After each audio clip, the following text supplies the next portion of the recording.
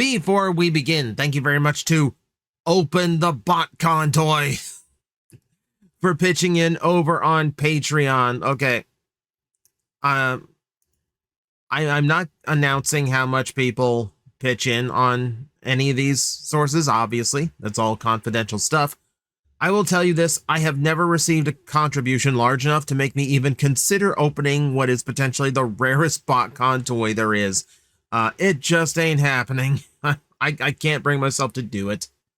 Much as I would love to, much as I would get a kick out of it, no. I think it's got to stay in the box. But I do appreciate the support. Thank you very much for pitching in and helping to keep the channel going and to keep the daily content coming. I am literally surviving off of this, so thank you very much. Okay, so I mentioned in the news roundup that the Sunbow Marvel Archive, this fantastic archive of early Transformers history, managed to get a hold of the original pitch for Transformers. So this was back before it was a syndicated cartoon. This was going to be a Saturday morning CBS show, which would have been a very different thing for them to be able to do. And I don't know if the franchise would have survived it. But suffice to say, there's a lot of different stuff. A lot got changed from the pitch that they got versus the syndicated cartoon that we all know and love. So we should go into it in a little bit of detail, I believe. So, for starters, the backstory is relatively the same.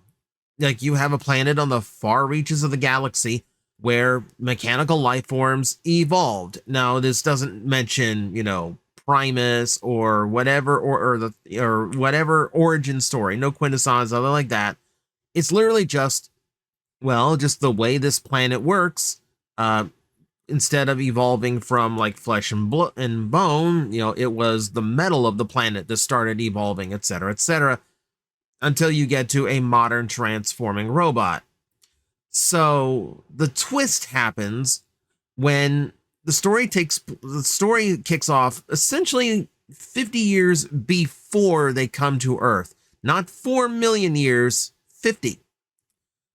It comes after the Autobots successfully destroyed the Decepticons. And you would think that would immediately end the story. However, in this pitch, all the Decepticons survive as glowing, like, balls of energy. And there's basically that form where they went to Earth, where they discovered a multitude of new mechanical forms that they could possess and take over as their new bodies. So that is how you get your vehicle forms. It's not scanning. They weren't previously robots.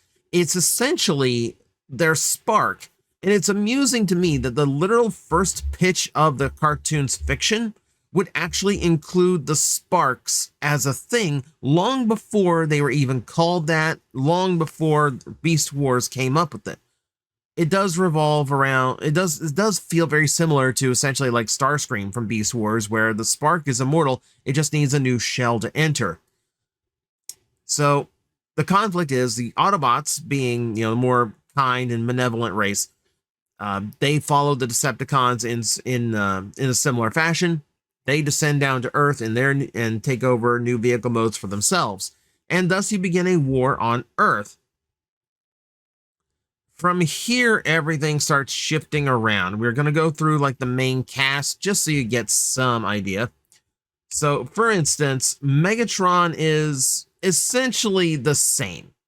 He is very much, they describe that he is size changing. They describe how evil that he is. So, the difference is his alt mode is actually described as a particle beam cannon. In fact, part of the opening for the first episode would have been Megatron taking over this beam cannon. Now, it does mention the gun form as well, so he could do either or, but it's amusing to me that even the original pitch of the cartoon actually realized the gun's kind of puny. The gun is kind of silly. We're going to make him a particle beam cannon instead. So for everyone who's like gun Megatron or nothing else, even the original writers, even the original pitch of fiction for Transformers thought the gun was dumb. So they needed something else in between. So he was technically a triple changer at the time. It also describes him as possessing a pulsating canister filled with glowing energy orbs. These are other Decepticons, because the plot is not to find new sources of energy to repower Cybertron. The plot is for Megatron to find new mechanical bodies for the rest of his Decepticons who were destroyed in the war. So that's basically a Monster of the Week scenario type series where the Decepticons hatch a new plot, find a new machine, empower it with one of their Decepticon orbs, Autobots show up and stop it. Very different format than just find the energy source. But aside from that, he is essentially very much the same character. Where we start shifting is Soundwave. He is listed as second in command, not Starscream. And while he is still cassette player, while all that's still, and shape and size changing, all that's the same. No, in this one, he is constantly at odds with Megatron, and he's looking to become the leader. He's in the Starscream role. Oh, and Buzzsaw is in with this. He is a spy for the, spying on the Autobots, but he is also looking for opportunities where Soundwave can take over the Decepticons. It's a different way of doing it, and it's interesting to me because Soundwave seems to have a better chance at accomplishing it, especially because if you account for all of his cassette minions, you do have a numbers advantage as well as a information advantage. But that does leave you wondering, what about Starscream? Well, Starscream has a whole different character to her. In this pitch, Starscream is described as female. Now, her actual characterization is pretty bare bones. It does describe a rivalry with Jazz, because apparently Jazz is the one who destroyed her original body. But the character itself is mostly just described as like a crackling robotic voice, which that was accurate. That was accurate. And just exceptionally angry and loud. Like the scream was going to be very literal.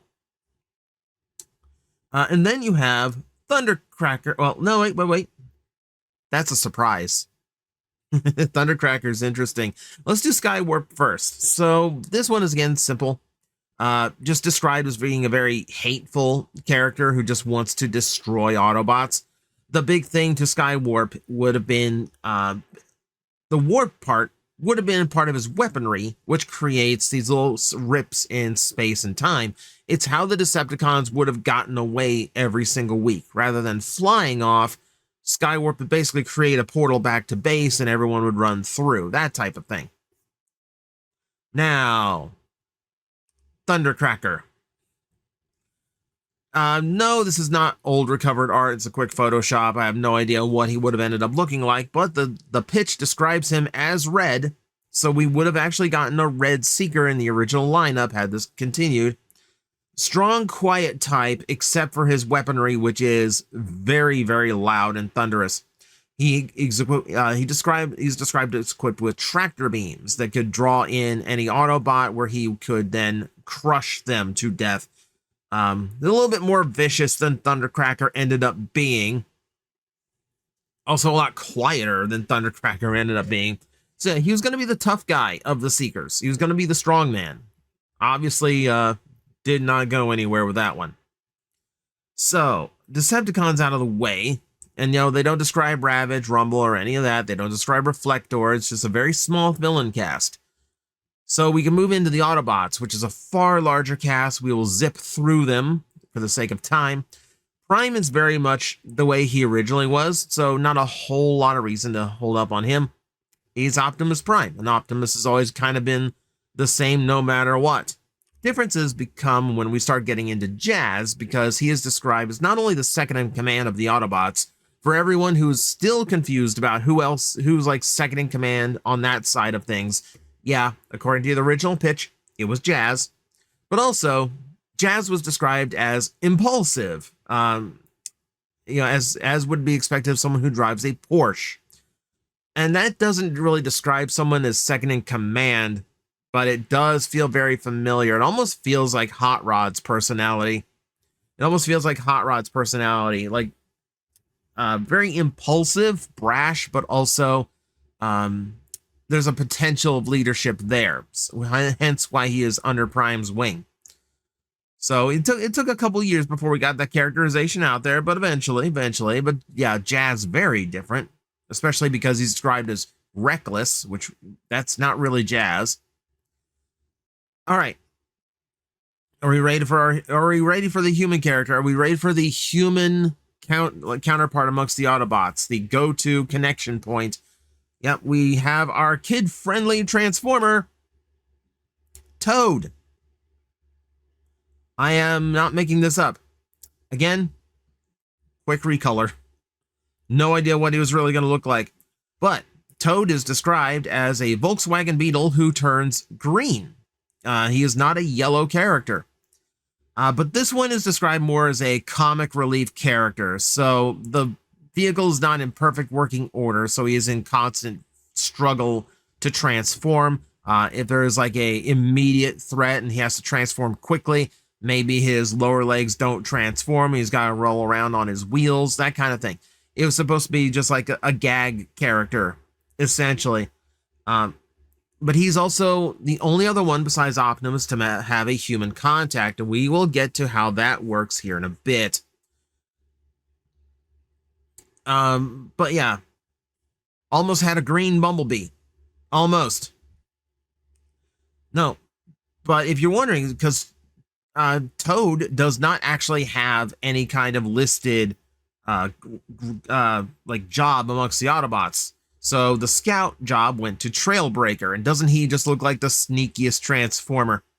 He actually has more of a Hound sensibility to him, more like a cross between Hound and Mirage, where at times Trailbreaker admires the beauty of Earth, but at other times misses the old scenery of home. So it's a weird split, but it would have been nice.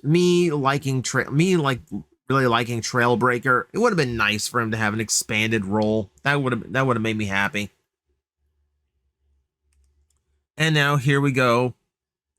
Sideswipe is described as the only female Autobot. Sideswipe was originally a girl, or at least that's how the animators and the writers wanted to pitch the character. And beyond that, she's an intelligence gathering character. So again, reconnaissance. So we have more than one of them going there. She's good at picking up radio and TV transmissions to gain information. She's also described as having a deep love and admiration for Optimus Prime. And Prime would actually reciprocate if it was not for the fact that he does not want to get distracted by this. Yes, Sideswipe was going to be a love interest for Optimus Prime. Everyone prepare your fanfics now. This is a cursed pairing that has never been conceived of before, but it is in the original fiction. Mirage is mentioned as an individual character as well, though mostly for emergency situations because he is the fastest among the Autobots. Also described as, the flashiest. So cool, calm, but also a wisecracker when needed. So he's more of a comic, more like a quick, witty character, which we don't really have much of in Transformers. I think it was like Springer before we got like the action hero Autobot with the one-liners. But this is not it. The cast continues. Ironhide, Prowl, Ratchet, and Hound are all described as part of the cast too, but they are all described as background characters, secondary Autobots who aren't really a factor in the main cast and will only pop in when a story needs them or if they decide to focus an episode on one of them.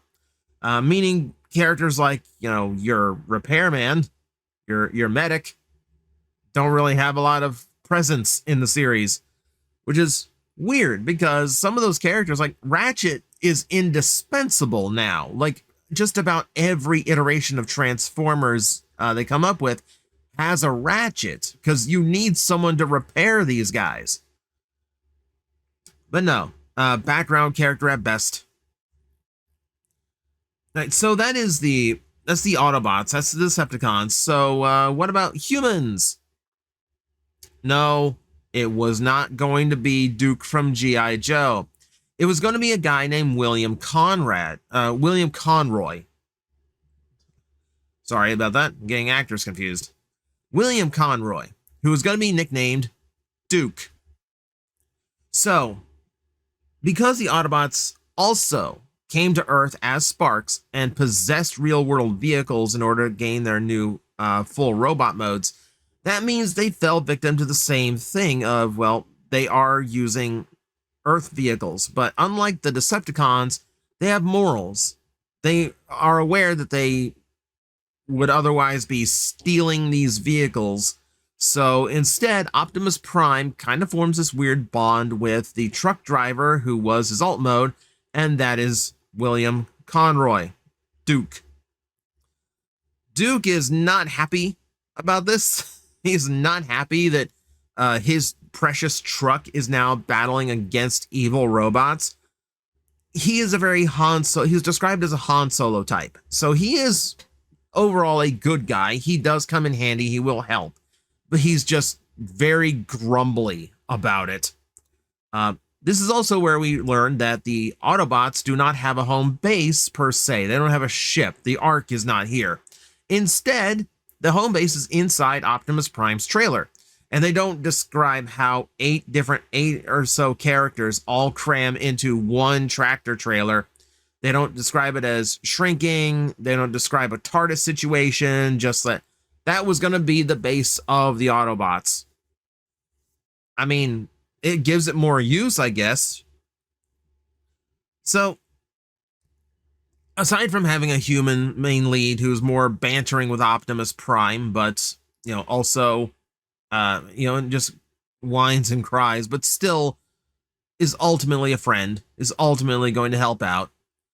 But there are other human characters too, which I don't have visual representation for. There is a teenage girl named Wendy Fairchild. Wendy is the original owner of Toad's vehicle mode. And most of her depiction is described as more of a comic relief thing. Like if Toad has to rush off to a fight and she has to come up with an excuse as to why her Volkswagen just left the party or just left wherever it is. She's there for a comedic punch. It is literally described as she will not be at all involved in the Autobot Decepticon story unless it's something comedic or if they want to put her in jeopardy. It's a typical depiction. It's typical 80s cartoon depiction of a female character, really. No real agency themselves. They're mostly just there to be there. The Decepticons also had their own ally, which would have been named Arthur Kroll, who was just basically a scummy guy who wanted power, wealth. Once the Decepticons took over, he just wants to rule over the humans who are left, that kind of thing. And it's mostly because they saw a need for assistance, not only in learning about the planet, but also to get inside certain places, to operate human technology that they don't understand, things like that. So he's mostly going to be involved in the spying, the data gathering, that kind of thing. And it does give Duke someone to fight too, right? So beyond that, everything is essentially the same. There's a few things to point out. The Decepticon base was going to be located here. In fact, meaning they were going to blame the Decepticons for the Bermuda Triangle and all the disappearances there of different vehicles. And we're going to point out the fact that this body of water does not actually have any higher or lower stats for missing planes and boats than any other chunk of water you could section off. Just happened to be something that urban legend picked up on. But it would have been an interesting little pull. Actually explain where the Decepticon base is, and oh great, it's near Florida. Thank you. I still love the idea that the sparks were a thing. The interesting thing to me is that the idea of the Decepticons having way more sparks and having, and being like the threat of every week. It never mentions the Autobots having them, which makes me wonder how they would have actually increased the cast. Obviously, this would have let them create a ton of Decepticon toys, but it seems like the Autobots would kind of be left with their default options. A little bit weird, but I don't know, is what it is, I guess. There's one visual that was recovered that does seem to be from this original pitch, where you can see a lot of different laser beaks, or I guess buzzsaws. They only describe buzzsaw here. And then you get to see Toad, with Wendy down there, no less. Also, Duke is stuck inside Optimus Prime's chest. That was apparently going to be a thing for these. That would have been fascinating, because Optimus Prime's like the chest and the seats in there would have actually had a point to it.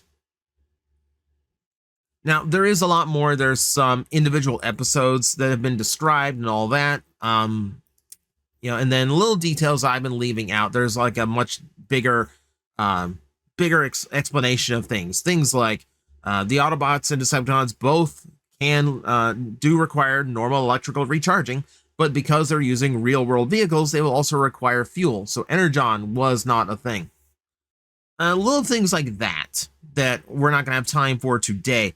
I am going to leave a link in the description to the Sunbow Marvel archive, so you can go read all this for yourself if you want greater detail.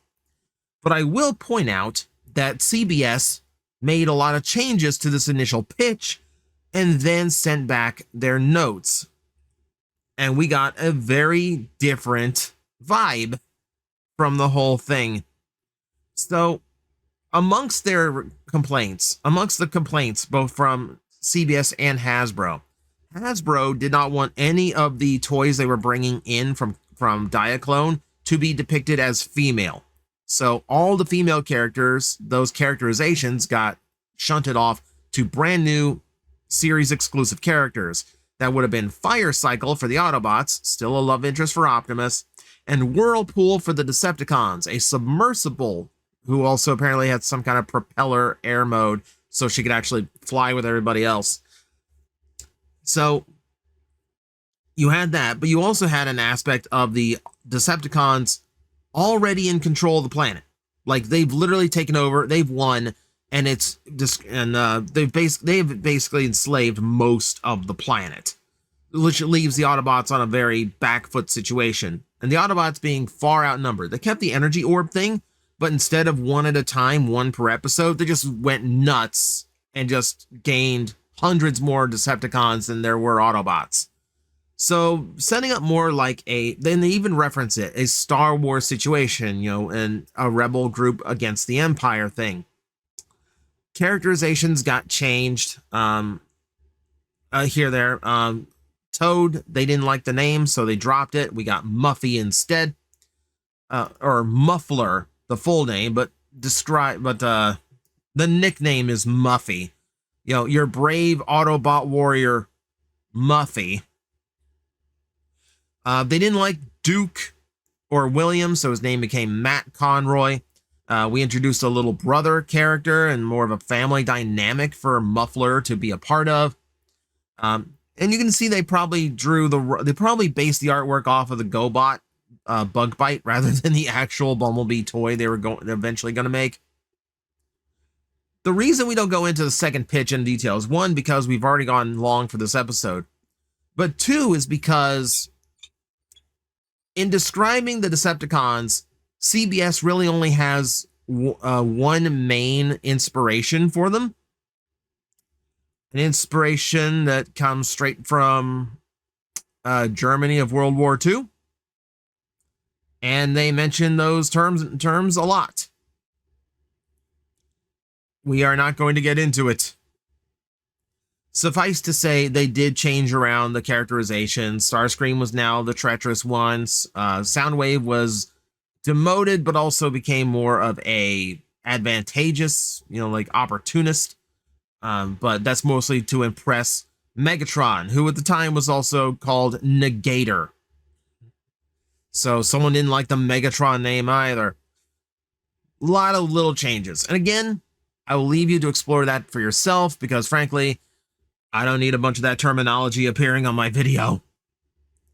But we are going to end it off there as this weird little chunk of Transformers history. Thank you for joining me on this brief little explanation of it. Again, link in the description. Go look at the entire thing for yourself. It's kind of fascinating what we almost got for a Transformers series. So, thank you everyone for watching. I will see you next time.